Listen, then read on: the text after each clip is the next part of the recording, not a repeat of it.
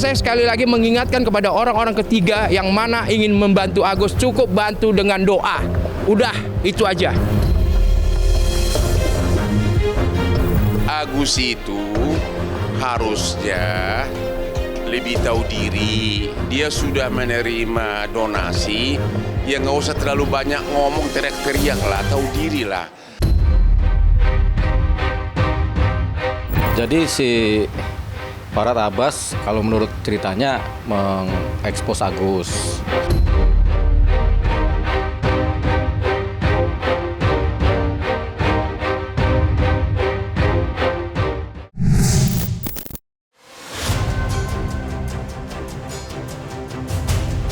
Farhad Abbas tengah menjadi sorotan tajam usai disebut-sebut menjadi sumber dari segala masalah, terutama dalam kisruh uang donasi yang menyeret Agus Salim ke dalam pusaran konflik yang pelik. Tudingan itu muncul lantaran perseteruannya dengan Pratiwi Novianti terkait uang donasi semakin jauh dari kata damai. Sebaliknya, perselisihan Agus dan Novi semakin tajam. Tak heran jika banyak orang dibuat geram, terutama dengan sikap Farhad yang dominan.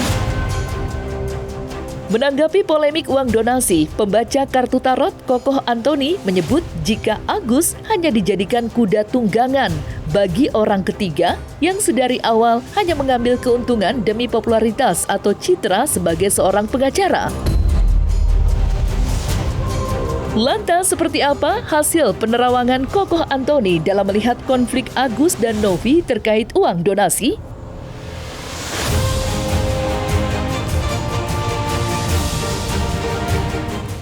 Sebenarnya permasalahan Agus dan Novi ini sebenarnya permasalahan sederhana ya, di mana Novi yang ibaratnya mengumpulkan dana donasi, Agus yang menerimanya.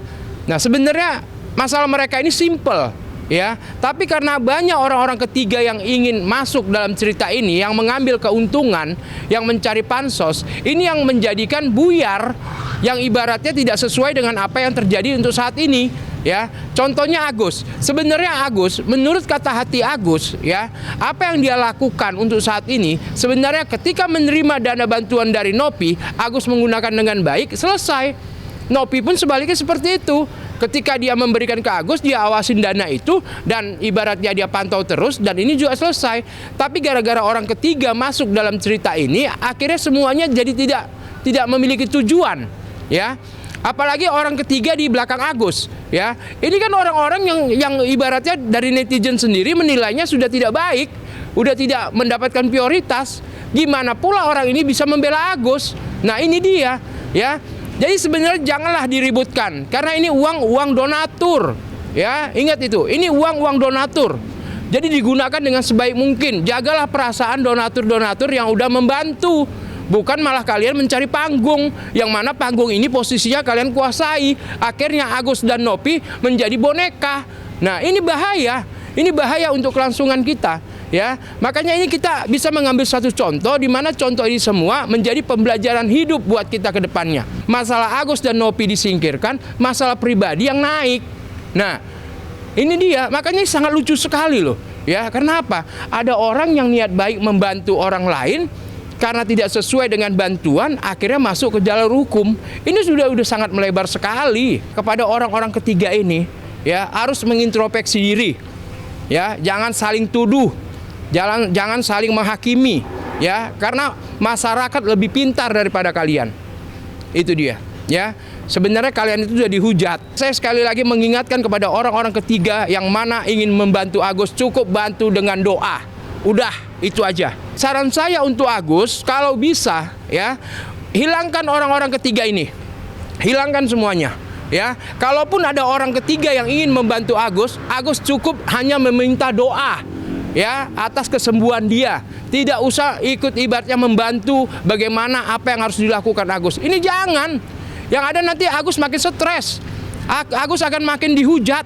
Nah, sebenarnya Agus ini orang baik, tapi karena banyak orang ketiga yang ikut campur, ya, otomatis mengatasnamakan Agus, akhirnya Agus terjerumus. Makanya sekarang ini orang banyak menghujat Agus, ya, dan sebaliknya juga Novi seperti itu. Yang penting niat Nopi baik untuk mengumpulkan dana donasi untuk membantu Agus, ya itu aja udah. Nggak usah pakai orang-orang ketiga lagi, nggak usah pakai backing-backingan lagi, nggak usah. Banyak orang yang memanfaatkan keadaan, yang mana mereka ini semua ibaratnya memberikan luang untuk mengambil pansosnya. Apalagi orang-orang ketiga ini kan sudah tidak laku semua. Nah, ini dia ingat, ya orang-orang ketiga yang hadir ini semua tidak laku semua. Itu dia. Saya menurut kata batin saya, sebenarnya saya ikutin dari cerita Agus, ini masalah anak kecil yang mana saling menghargai, saling menghormati, hilang keegoisan, ini selesai. Itu dia. Ini yang harus bisa dikuasai, ini yang harus bisa dijalankan sesuai dengan apa yang kita inginkan. Nah, makanya saran saya kalau bisa buat Nopi ataupun Agus ketemu berdua 4 mata, ya, bicarakan semuanya, apa yang harus dilakukan, selesai. Agus ini seperti boneka. Jadi dia tidak ngurusin bagaimana cara pengobatan matanya, malah ngurusin panggungnya, malah ngurusin orang-orang ketiga yang mendampinginya, malah dibawa ke sana, dibawa ke sini. Yang ada habis waktu. Kapan sembuhnya buat Agus? Nah, tujuan kita ini, donasi ini diadakan untuk menyembuhkan mata Agus, bukan Agus digiring ke sana. Ya, buat konversi pers, digiring ke sini. Yang ada habis waktu. Yang ada nanti malah lebih jauh, penyakitnya tidak sembuh-sembuh buat Agus. Jadi pesan saya buat Agus, ya, cobalah berpikiran dewasa, ya. Orang ketiga mau ngomong apa, mau ngomong ini, mau ngomong itu, pokoknya tetap Agus fokus pada penglihatannya, pengobatan pada matanya. Intinya seperti itu, ya. Bukan masalah lain-lain, tuntutan sana, hujatan sana, jangan.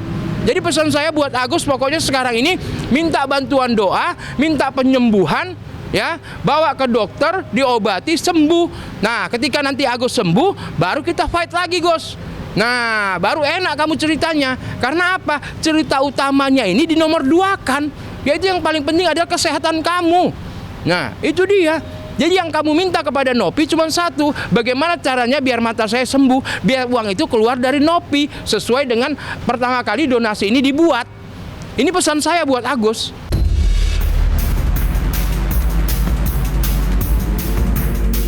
Peran Farhad Abbas yang dominan, yang diduga menyetir Agus terkait perseteruannya dengan Novi, mendapat reaksi beragam dari sejumlah kalangan.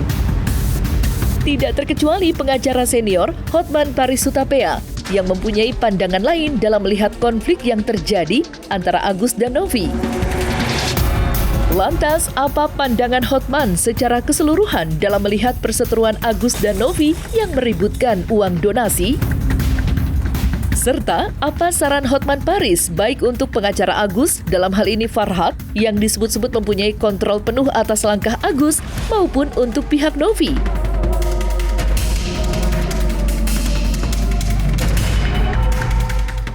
Kalau Agus, kau sudah dibantu, ya tahu dirilah. Ucapkanlah terima kasih kepada para donatur. Jangan teriak-teriak, jangan nangis histeris. Untuk apa sih? Kau tahu diri lah, kau udah dibantu, ucapkan terima kasih. Bersifatlah merendah. Ucapkan terima kasih pada donatur. Udah itu aja. Agus itu harusnya lebih tahu diri. Dia sudah menerima donasi, ya nggak usah terlalu banyak ngomong, teriak-teriak lah. Tahu diri lah. Harusnya dia mengucapkan terima kasih kepada para donatur. Kalaupun dia memakai itu sebagian untuk uang lain, ya udah bilang aja minta maaf gitu loh. Nggak tahu diri lah, udah dibantu kok masih teriak-teriak kayak nggak tahu diri gitu loh. Nggak malu apa dia? Nggak malu apa dia? Gini loh, kalau secara hukum sebenarnya, kalau orang sudah menerima, ini kan bukan donasi publik kan, ini kan donasi pribadi. Kalau dia sudah menerima uang itu, sebenarnya itu sudah milik dia. Susah membedakannya itu untuk kepentingan mana. Namun secara moral memang dia harus mempergunakan untuk tujuan sumbangan tersebut. Makanya kalaupun dia memakai untuk tujuan lain, ya minta maaf aja. Jangan ya harus tahu diri lah, harus tahu malu gitu loh. Jangan malah marah-marah, teriak-teriak, nangis-nangis gitu loh. Ya sebenarnya itu Kemensos sudah masih terlalu jauh kewenangan. Ini kan masih donasi perorangan kan. Kecuali donasi yang bersifat publik, yang sudah bersifat publik itulah ini kan masih perorangan ya, masih jauh dari kewenangan Kemensos. Nggak ada kewenangan Kemensos itu secara hukum. Begitu uang itu sudah dikasih ke dia, itu sudah milik dari si Agus. Secara hukum sudah milik dia, cuma penggunaannya secara moral dia salah. Makanya dia harusnya minta maaf, saya udah pakai untuk tujuan lain, itu aja. Mau rekening apa kayak itu kan donasi kan untuk kepentingan dia pribadi kan. Orang juga tahu karena dia ada masalah kan. Jadi itu masih donasi bersifat perorangan, ya. Jadi intinya secara hukum itu sudah milik dia, itu uang, ya. Dan itu kan bukan donasi yang bersifat publik yang harus disalurkan ke berbagai sektor. Kalau itu memang nggak boleh. Ini kan donasi kan untuk dia pribadi. Ya kalau dipakai salah digunakan ya minta maaf aja. Ngapain sih para pengacara pada pamer tuh semua agar masuk di medsos? Ya para pengacara pada masuk mau pengen tampil, mau nebeng populer. Ya biar tiap hari masuk di medsos. Kalau saya sih malu. Dan kasusnya juga nggak selesai, Bang. Maksudnya Iya, makanya kalau saya jadi pengacaranya si Agus, saya akan bilang, ya udahlah, kau minta maaf aja, terima kasih sudah dikasih sumbangan, saya udah kepake untuk keperluan lain. Tapi itu kan uang sumbangan itu kan sudah milik gua gitu loh.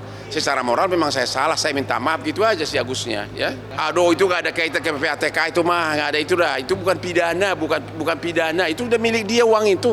Udah deh nggak ada kaitan itu. Itu kalau soal adanya pencemaran nama baik hal lain. Tapi penggunaan uang itu nggak ada pidananya. Itu kan sudah milik dari si Agus. Sementara itu, praktisi hukum Deoli Payumara menyoroti sikap Agus dan kuasa hukumnya yang kerap tampil ke publik dengan berbagai agenda di luar konteks hukum, terutama permasalahannya dengan Novi. Itu tidak lepas dengan munculnya dugaan Agus sengaja diekspos sedemikian rupa untuk menarik perhatian publik dengan tujuan memenangkan pertarungannya dengan Novi. Pertanyaan pun kemudian muncul, benarkah Agus sengaja dieksploitasi atau Agus sendiri yang menginginkan hal tersebut? Lantas, secara etik bolehkah seorang kuasa hukum mengeksploitasi kliennya untuk tujuan tertentu? Jadi si Farhad Abbas kalau menurut ceritanya mengekspos Agus. Jadi begini, semua atau sebagian besar pengacara seringkali menggunakan strategi dan trik ya untuk memblow up kasusnya, untuk membuat kasusnya menjadi pusat perhatian atau menjadi perhatian utama baik oleh pengadilan, oleh hakim, oleh polisi, oleh pihak tiga, oleh masyarakat. Dan tujuannya apa? Tujuannya supaya kasusnya menjadi pusat perhatian dan tujuannya supaya bisa memenangkan kepentingan hukum kliennya. Jadi apa aja boleh asalkan tidak melanggar hukum. Tapi selain hukum kan ada etika dan moral yang mengatur ini semua kan, yang mengatur konstelasi berproses dalam perkara. Nah, Farhad menggunakan itu semua. Jadi dia kemudian mengekspos yang namanya Agus. Tapi kita belum tahu apakah Agus ini memang nggak tahu kalau diekspos ataukah memang ini atas persetujuan Agus. Kan kita belum tahu karakter Agus secara dalam ya. Apa sih karakternya Agus? Jangan-jangan Agus sendiri yang pengen supaya dia diekspos besar-besaran begitu atas persetujuan Agus. Jadi mungkin saja begitu. Karena nggak semua perkara ada exposing kan. Jadi kan tergantung klien. Kalau kliennya tidak setuju berarti kan tidak bisa diekspos. Jadi kalau Agusnya kemudian dianggap nggak cakap untuk mengetahui ini, berarti kan Agus secara mental kepintaran berarti kan dianggap di bawah rata-rata karena dia mau aja diajak ke sana kemari, diekspos ke sana kemari. Tapi kan Agus ini kan pernah jadi pimpinan dari beberapa anggota pegawai kan. Jadi kelihatannya Agus ini orang pintar. Jadi kalau sampai dia diekspos tentunya atas sepengertian dan sepengetahuannya si Agus. Secara real ya diperalat iya. Tergantung bagaimana dan siapa yang melihat. Kita bisa melihat Agus diperalat atau malah Agus yang memang menikmati momen yang namanya kasus. Kan kalau kuasa hukum itu disebut sebagai pembela atau yang membantu membela ya, namanya membantu menangani perkara ya. Nah, kasus ini bisa diselesaikan tanpa kuasa hukum, bisa. Jadi tanpa kuasa hukum pun siapa aja kalau ada perkara bisa menyelesaikan perkaranya. Begitu, bisa juga kan gitu. Nah, kalau pakai kuasa hukum tentunya kan ada kebutuhan supaya ada pembelaan yang lebih maksimal pakai kuasa hukum. Jadi Agus ini menggunakan kuasa hukum Farhad dan sekarang ditambah Alvin. Ya sudah, itulah yang sudah dia mintakan kepada para kuasa hukum ini untuk membela dia. Jadi semuanya berpulang kepada Agus. apakah perlu kuasa hukum Agus memakai Alvin dan Farhad? Berarti kan perlu. Kemudian apakah harus ganti pengacara? Agus bilang nggak perlu karena sudah mereka sudah nyaman dengan mereka. Berarti kan nggak perlu ada penggantian pengacara. Penambahan pengacara mungkin iya kalau Agus pengen juga kan gitu. Tapi Agus sudah merasa mantap dengan Farhad, merasa mantap dengan Alvin. Tak lagi ada siapa lagi lebih bagus lagi buat dia kan gitu. Jawabannya keterlaluan atau enggak? Jawabannya sih biasa-biasa aja. Karena yang membuat ini jadi keterlaluan apa tidak bukan mereka. Mereka mau bikin acara gunting pita segala macam juga, kalau nggak disorot media juga kan nggak punya nilai. Jadi yang menjadi sorotan ya karena media mengejar itu. Jadi media juga kan menggunakan kesempatan ini untuk mengeksposing apa yang terjadi antara Agus, Alvin, dan mungkin Farhad Abbas kan. Nah karena exposing inilah kemudian ada sorot media, ya sudah akhirnya timbullah segmen-segmen penilaian dari masyarakat. Padahal kalau media nggak menyorot momen ini, ya nggak akan ada yang tahu begitu. Jadi mereka juga nggak bisa disalahkan karena membuat momen ini dan kemudian menggunakan momen ini untuk exposing publikasi media. Nggak bisa disalahkan. Kenapa? Karena media juga ikut terlibat dalam hal apa? Dalam hal mengekspos mereka.